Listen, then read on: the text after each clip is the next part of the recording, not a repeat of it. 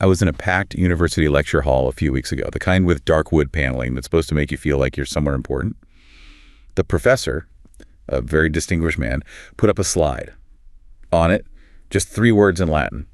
Cogito, ergo sum, I think, therefore I am. He called it the foundational moment of modern Western thought. The instant that René Descartes, sitting alone in a room, proved his own existence, and in doing so, placed the rational thinking self at the very center of reality. Right, the Archimedean point. Exactly. The professor was beaming. He explained this was the ultimate act of liberation, freeing humanity from superstition, making man the measure of all things. And everyone in the hall was dutifully nodding, writing it down. Standard narrative. But I just sat there, and all I could think about was a different kind of room. I thought about the boardroom of a corporation deciding to dump chemical waste. I thought about the planning office of a colonial administrator drawing lines on a map of Africa. I thought about the ledger of a plantation owner, listing human beings as assets right next to cattle and cotton. They were all rational. They were all masters of their world. They all started from a self that was at the center. And a really cold, uncomfortable question started to form in my mind. What if that professor was wrong? What if that celebrated sentence wasn't a liberation, but a permission slip? A permission slip? What if I think, therefore I am, is the most dangerous idea in history, the philosophical source code that allowed one part of the world to declare that everything else, the land, the animals, and even other people, wasn't, that they were just objects for the subject to use? What if that idea is the root, the metaphysical blueprint for every system of domination that followed? That is a profound way to introduce this deep dive, because it really shifts the focus, doesn't it? It moves the discussion from just epistemology, how we know things, to ontology, what we believe fundamentally exists. Exactly. We are exploring, I think, the metaphysical blueprint of separation, what we're calling the metaphysics of negation. Okay, let's unpack this foundational fracture then. We have to start in the 17th century, right? With the huge power of the cogito.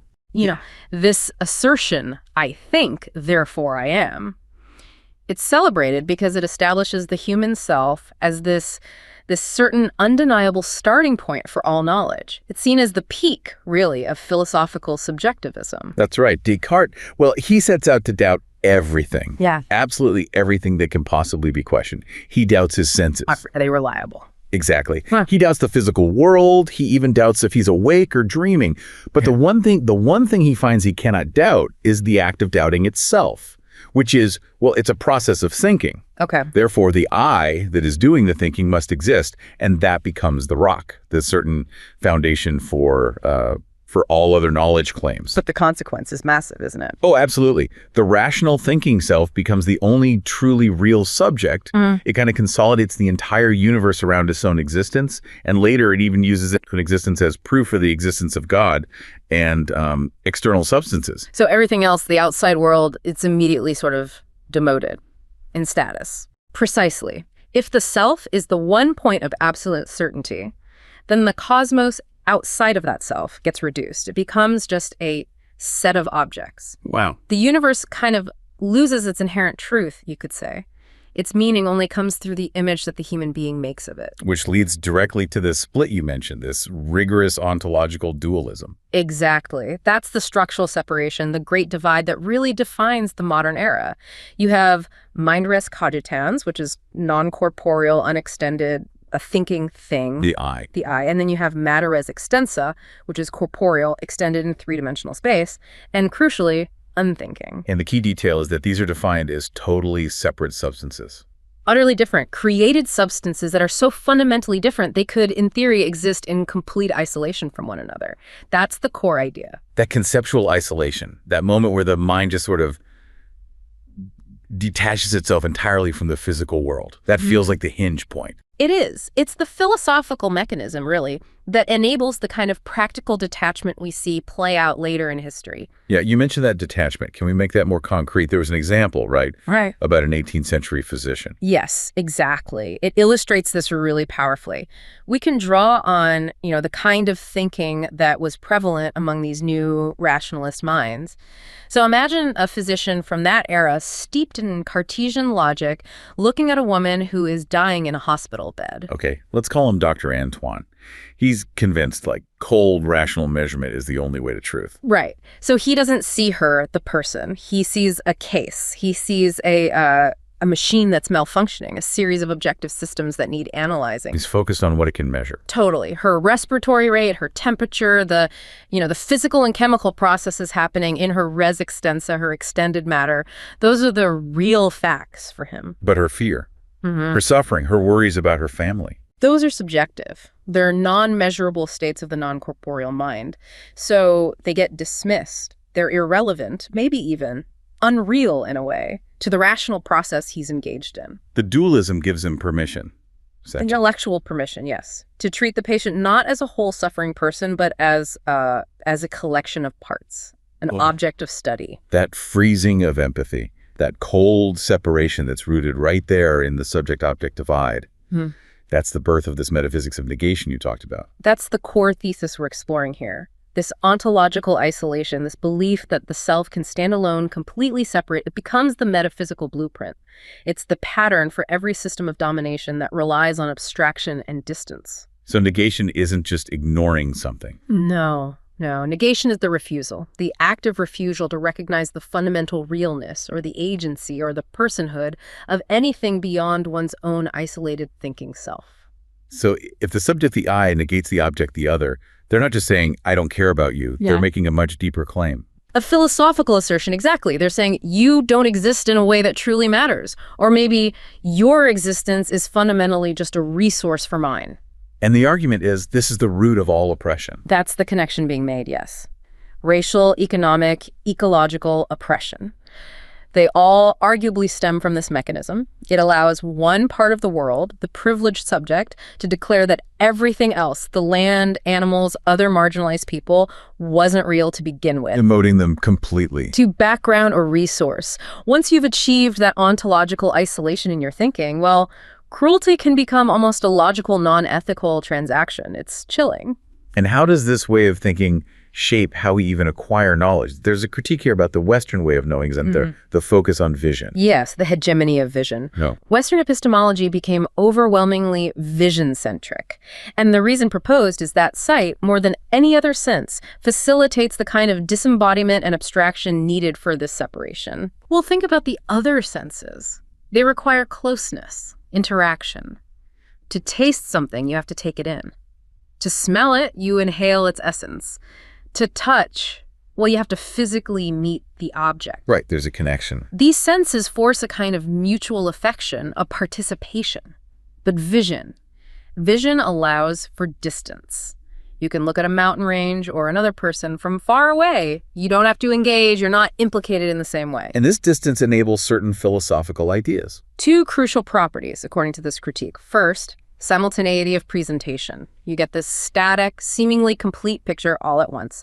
The object is just there, finished, inert. Okay. And second, dynamic neutralization. There's no material interaction, no mutual back and forth between the observer and the observed object. The object just sits there, passive, while the subject does all the work of observing. And those characteristics, distance, passivity, completeness, they feed right back into the idea of objectivity, like the Greek theory. Precisely. They powerfully reinforce that subject-object divide. The subject can stand apart, analyze the world as if it's just an external neutral picture laid out before them. This becomes the epistemological bedrock that supports the whole metaphysical separation. Okay, so we've got the philosophical fracture established, the isolated self, the subject-object split, the dominance of vision. Now, the devastating part, the historical cost. This wasn't just some abstract debate in philosophy departments. You're arguing this blueprint drawn by Descartes in his room became the map used to, well, conquer worlds. Yes, this brings us to section 2, the cost of isolation. The argument is that this concept of ontological isolation provided a direct, potent metaphysical justification for things like colonialism and capitalist exploitation. It gave the rational, self-defined subject a kind of philosophical license to exploit. Exactly. Let's take that example of the Dutch colonial administrator again. We're talking, say, 17th century, the Dutch East India Company, the VOC, expanding into Southeast Asia. Imagine this administrator. He's a man of, rational planning, very systematic. He looks at the islands, what's now Indonesia. In his mind, shaped by this prevailing Western metaphysics, he is the res cogitans. He's the thinking, rational being. And the islands, The people, the ecosystems. They are res extensa, Yeah. just matter, extended stuff, lacking rational agency, lacking true subject status in his view. So he writes his reports. And he views the islands as assets, just lines on a spreadsheet. The local inhabitants become labor units, things needed for extraction. His metaphysical framework basically grants him permission to dominate. Because philosophically, he is real and they are just objects, resources. Non-agent objects or resources, waiting to be organized by reason, by him. The violence, the exploitation, it gets justified by first demoting the colonized to object status within this philosophical frame. And this same logic, it extends to capitalism. Directly. Capitalist systems fundamentally rely on treating both human labor and the natural world as quantifiable, interchangeable, inert resources that can be managed and exploited. Marx talked about this as alienation, right? The worker being estranged from their labor, from the product. He did, and that's a hugely important concept. But the sources we're drawing on make a deeper point. They suggest that alienation, which describes the separation within production, actually has an ancestor. Which is? Negation. Alienation is the symptom, the economic manifestation. But negation is the root disease. It's separation within being itself. Ah, okay. So it's the prior assumption that the world is just inert stuff. Yes. The assumption that the world doesn't really participate in its own existence. It's just there, passive matter. And if you start with that metaphysical assumption, then the whole process of capitalist extraction can seem rational, even inevitable. If the world itself doesn't care, why should we impose limits? And this critique even loops back onto movements that tried to fight capitalism, like Marxism. Well, that's a controversial but interesting point raised. Some critiques suggest that even Marxism, in certain forms, might get trapped in this structure. If Marxism defines reality primarily through production and control, if the goal is achieving mastery over production, does it still implicitly reproduce the idea that freedom means controlling the external world, rather than, say, achieving harmony with it? So it risks defining things like ecology or spirituality or interdependence as just secondary. Background noise. As mere superstructure, or background. Effectively, it could still be participating in an act of negation against the non-material, non-productive aspects of reality. It just shows how deep this philosophy of the isolated subject runs, doesn't it? To really move beyond domination, we have to challenge the foundation itself, not just the economic house built on top. Exactly. Which brings us to the critiques of Descartes himself. It's kind of amazing how quickly philosophers started poking holes in his system. Despite its influence, It had some big logical flaws. Huge flaws. And critics jumped on them almost immediately. The most famous one is the interaction problem. Right. If the mind, this non-physical, non-extended thing, and the body, this physical extended thing, are totally different substances, how on earth do they affect each other? How does my thought make my arm move? Descartes' answer was, a bit flimsy. He suggested they interacted via the pineal gland, this tiny structure in the brain. Which didn't really satisfy anyone. Not at all. Critics immediately said, wait a minute. By making the non-physical mind somehow touch or influence the physical world in the pineal gland, wasn't he violating his own core principle of dualism? Yeah, how can a non-substance act on a substance without being the same kind of thing? It felt illogical. It did, and that interaction problem really pushed thinkers to find ways out of the strict dualism. It led to early attempts at monism, the idea that reality is ultimately just one kind of thing. Like Spinoza. Exactly. Spinoza rejected the two-substance idea altogether. He argued that mind and body aren't separate substances, but just two attributes, like two different ways of perceiving a single, unified, infinite substance. God or nature for him. Everything is one. And Leibniz had a different solution. A very different, quite fascinating one. Pre-established harmony. He replaced interaction entirely. That's the idea with the clocks, right? Yeah. Leibniz imagined reality is made of these fundamental units called monads. Think of them like countless tiny, perfectly synchronized clocks. They were programmed by God from the beginning to run in perfect harmony. So they look like they're interacting. But they're not actually influencing each other at all. They're completely isolated, each following its own internal program, but perfectly coordinated. A way to keep the separation without needing interaction. Wild stuff. While the rationalists were debating substances and monads, the empiricists came at it from a totally different angle. Right. They attacked the epistemological foundations, how we know things. John Locke, for instance, criticized Descartes' reliance on innate ideas. Locke said we're born as a blank slate, tabula rasa. Pretty much. He argued knowledge doesn't come from innate reason, but entirely from sensory perception, what we see, hear, touch from the external world. And then David Hume took it even further. Hume delivered a really devastating blow, particularly to the cogito itself. He questioned whether reason alone could ever reveal the true nature of reality. And crucially, he argued that the substantial self, that core I that Descartes found so certain, wasn't real. Or at least not in the way Descartes thought. Hume said it's just a convenient label, a collection of perceptions. How did he argue that? He basically said, look inside yourself. Try to find this single, unified, enduring self. What do you actually find? Thoughts, feelings, memories. Exactly. One perception flowing after another. A feeling, then a memory, then a thought. Hume argued the I isn't some underlying substance, it's just the connection we impose on this stream of fleeting sensations. It kind of dismantles the idea of the substantial, isolated self from the inside. And fast forward to the 20th century, we get Gilbert Ryle's famous dismissal. Ah, yes, Ryle. He provided that really memorable critique calling Cartesian dualism a category mistake. The ghost in the machine. That's the one. Ryle's point was that Descartes had fundamentally misunderstood the logic of mental concepts. He was treating mental processes, thinking, feeling, willing, as if they were things that belonged to the same logical category as physical entities, like brains or bodies. He used the university analogy, right? Yes. It's like a visitor tours a university, sees the libraries, the lecture halls, the labs, the offices, and then asks, but where is the university? The university isn't another building alongside those. Precisely. It is the organization, the relationship, the way all those components function together. Ryle argued the mind isn't a separate ghost entity housed inside the body machine.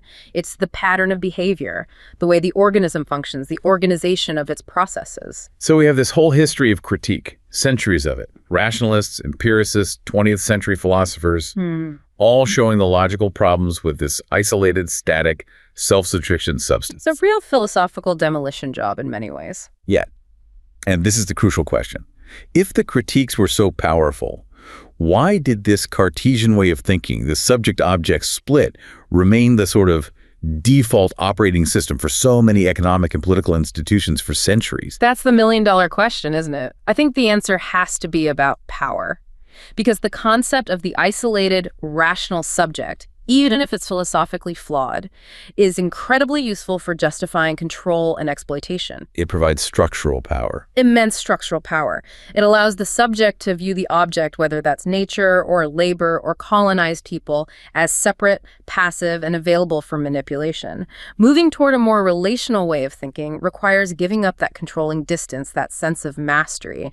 And that's a terrifying prospect for institutions built on that very mastery. Which leads us perfectly into our third section.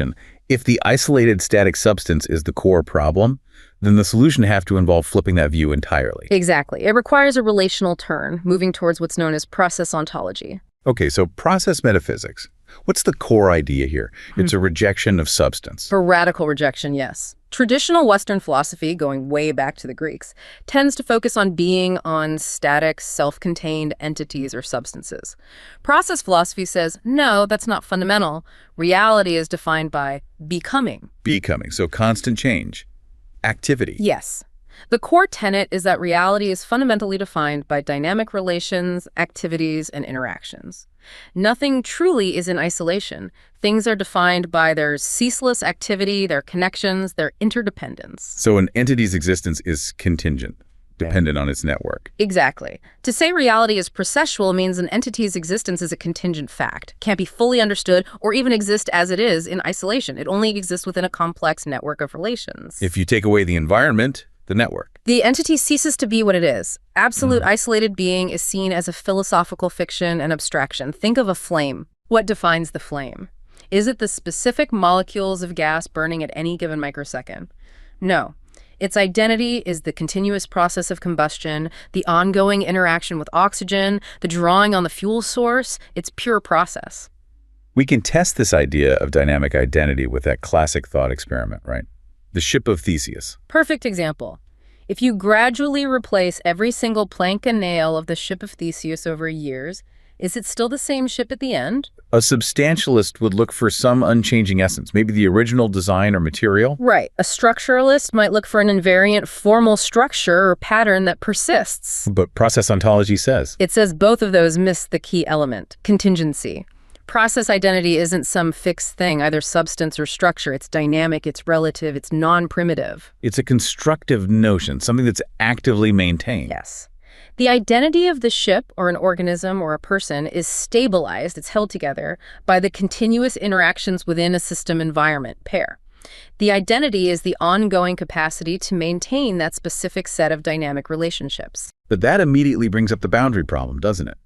If existence is all about relations, where does the system end and the environment begin? And the process view embraces that ambiguity. It acknowledges that, yeah, it's actually impossible to draw a completely unambiguous line between the two. Because they're constantly influencing each other. Adapting. They actively adapt to and modify each other constantly. They aren't static boxes. Think about, say, a specific organism in an ecosystem. The organism changes the environment like beavers building a dam. Right. And the environment changes the organism like evolution adapting a species to a changing climate. This inherent ambiguity, this constant flux at the boundary, is precisely why process ontology argues it's a much better model for dynamic living reality than the old static separated dualism. And this model seems much better equipped to handle something traditional metaphysics really struggles with: emergence. Absolutely. Traditional substance metaphysics often gets stuck in reductionism, trying to break everything down to its simplest fundamental parts, but process models naturally incorporate ontological novelty. Meaning genuinely new things coming into existence. Yes. The contingent generation of new, irreducible kinds of existence. Think about the jump from non-living chemicals to the first living cells, or from single cells to complex consciousness. These are emergent phenomena. And the argument is that these emergent properties like consciousness can't be fully reduced back to just the sum of their parts, like neurons firing. They have their own causal power. That's the claim. Traditional reductionists often try to dismiss this. They might say emergent phenomena are merely epistemic, meaning it's just a surprise to us because we lack complete information about the underlying parts. They deny that emergence brings genuinely new causal power into the world. But process ontology sees it differently. It flips the script. Emergence is seen as the norm, not the exception. Because existence is this constant interplay between system and environment, novelty is always being generated based on the stabilization of new dynamic conditions. Causality isn't just bottom-up, it's complex and multidirectional. And this allows process metaphysics to embrace complexity without trying to flatten everything. It offers something called pluralistic monism. That's a great way to put its strength. It lets us integrate the many different autonomous domains of reality physics, biology, psychology, sociology into a single dynamic picture without reducing one to another. So monism because it's all one reality, but pluralistic because that reality contains genuinely different levels or kinds of existence. Precisely. Unification doesn't mean making everything the same. It's about understanding the connections, like the bridge laws, linking different scientific theories, not as tools for reduction, but as expressions of emergence and mutual interdependence. Each level is real, autonomous, but also connected and co-influencing within the larger process. Okay, so if that inversion from static substance to dynamic relation is the philosophical way forward, then the ethical shift needed seems almost physical, a literal return to the body. Yes. Moving away from the detached, objective distance of vision towards the intimacy and connection of touch. Exactly. We shift from that site-centric knowledge, which, as we discussed, facilitates detachment, towards step-centric knowledge. This is key to grounding this relational ontology. And this brings us right into the realm of phenomenology, particularly the work of Maurice Merleau-Ponty. Merleau-Ponty. He talked about the reversibility of touch, didn't he? He did. It's a fundamental insight. Think about the simple act of touching your left hand with your right hand. Okay. You cannot experience your right hand as the active subject, the toucher, without, at the very same instant, experiencing your left hand as the passive object, the touch. Right. You feel both sensations simultaneously. And crucially, in that same instant, the roles are completely reversible. The right hand is also being touched by the left. This sensory reciprocity, this back and forth built into the act of touching itself, immediately and physically blurs that sharp subject-object distinction that Descartes relied on. The distance just collapses. It's obliterated. And he extends this idea beyond just our own bodies, out into the world, with his concept of the flesh, la chair. The flesh. What does that mean? For Merleau-Ponty, the flesh isn't just biological tissue.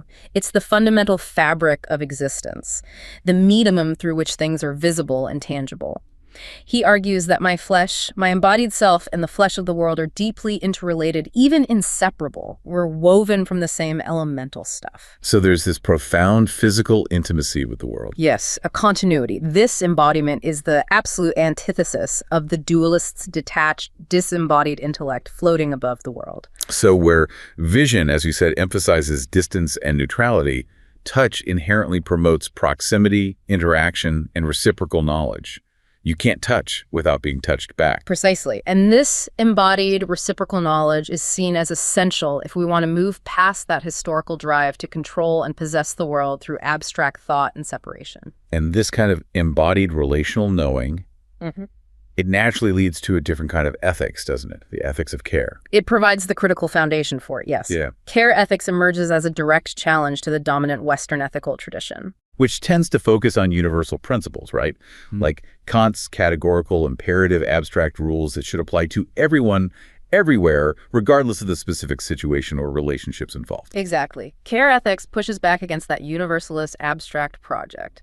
It says, wait, ethics isn't primarily about abstract rules. It's about relationships, dependencies, empathy, and the specific details of particular situations. It prioritizes connection over abstraction. Absolutely. It demands that we acknowledge our deep interdependence on each other and that we respect the specific needs and autonomy of the other within that web of relationships.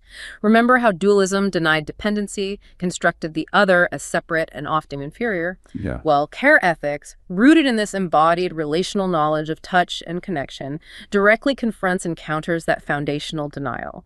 If we embrace proximity, connection, interdependence, then care becomes the almost inevitable moral framework that arises. Now, what's really striking here is that this philosophical framework, this relational realism, this emphasis on connection and interdependence, it isn't just some new idea Western philosophers cooked up recently to fix Descartes' problems. No, not at all. And that recognition is absolutely vital. This way of seeing the world, it's been preserved and lived for centuries, hasn't it? Particularly in many Black and Indigenous traditions around the globe. That's exactly right. These traditions, in many diverse ways, have consistently rejected the illusion of ontological isolation that came to dominate Western thought. They assert that everything exists fundamentally through connection, physical connection, spiritual connection, social connection. To be real is to be present within that web of relations. It's a completely different starting point. The Cartesian universe starts with the isolated I. The indigenous universe, in these views, starts with kinship, with relationship. Precisely. And the worldview shift that follows is total. Land isn't just property or a resource to be exploited. It's often understood as ancestor, as kin, as a living entity with which one has responsibilities. Spirit isn't dismissed as superstition. It's understood as presence, as part of the relational fabric. Exactly. And even the idea of wealth gets radically redefined. In many relational contexts, wealth isn't measured by how many things you own or control. It's measured by the quality and number of good relationships you maintain, relationships within the community, and crucially, relational links within the wider ecological systems, with the rivers, the mountains, the plants, the animals. That's the heart of seeing nature as full of relatives, not resources. It's a profound shift. It is. And if everything is a relative, then rights and responsibilities are inherently intertwined. It demands reciprocity. You have a responsibility to care for the land, not just because it's useful, but because the land cares for you, it sustains you. It's a mutual relationship. This radical reorientation, this relational worldview, is what Indigenous agency is actively bringing forward today, isn't it? Yeah. Directly challenging that dominant onto epistemology that privileges Western science and decision-making over other ways of knowing and being. Yes, and we have some powerful real-world examples of what this looks like in practice. The case study from Aotearoa, New Zealand is particularly striking. You're talking about the Wanganui River. Exactly. In 2017, the New Zealand Parliament did something remarkable.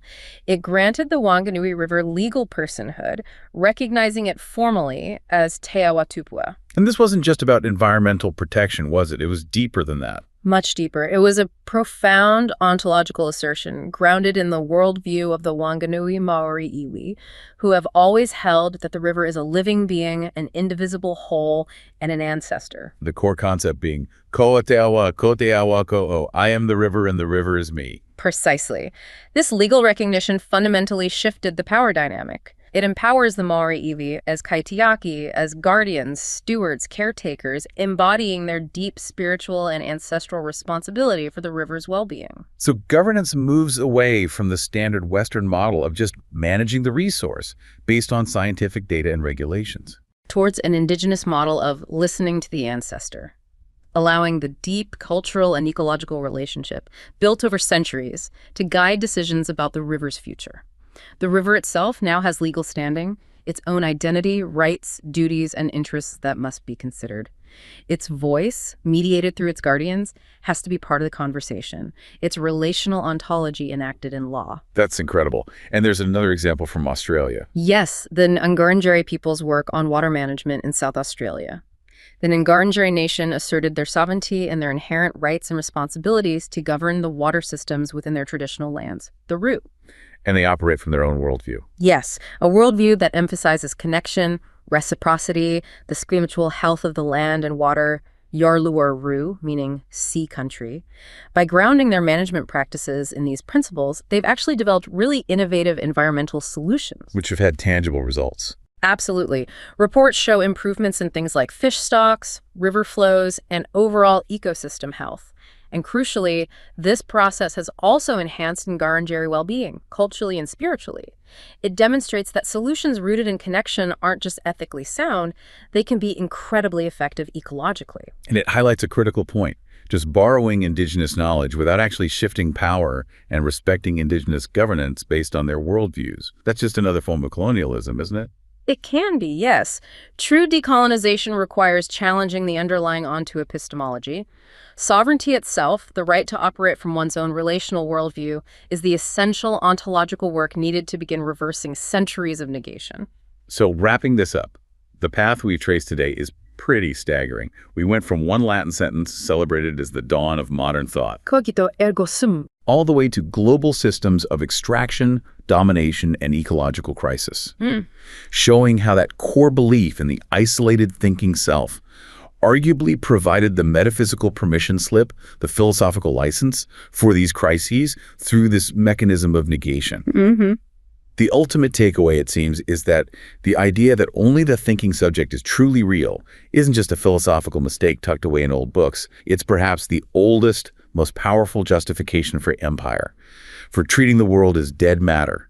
And it's the source of the deep fracture that underlies so many of our modern challenges. The structures built on that separation, extraction, colonialism, ecological irresponsibility, they literally cannot see or recognize that the ground they stand on, the air they breathe, the water they use, are alive, agentic, and fully participating in existence alongside them. But there is an alternative. Yes. A different kind of realism. Yeah. One rooted in process thought, in relational ways of knowing, affirming that existence isn't about isolated substances, but fundamentally about connection, interaction, dynamism, and interdependence. So to build genuinely just societies, to navigate the complex global crises we face, the work required isn't just political or economic or technological. It's fundamentally ontological. It's about dismantling that powerful illusion of isolation, questioning the subject-object divide at its root, and reclaiming participation, relationship, and reciprocity as the actual basis of reality.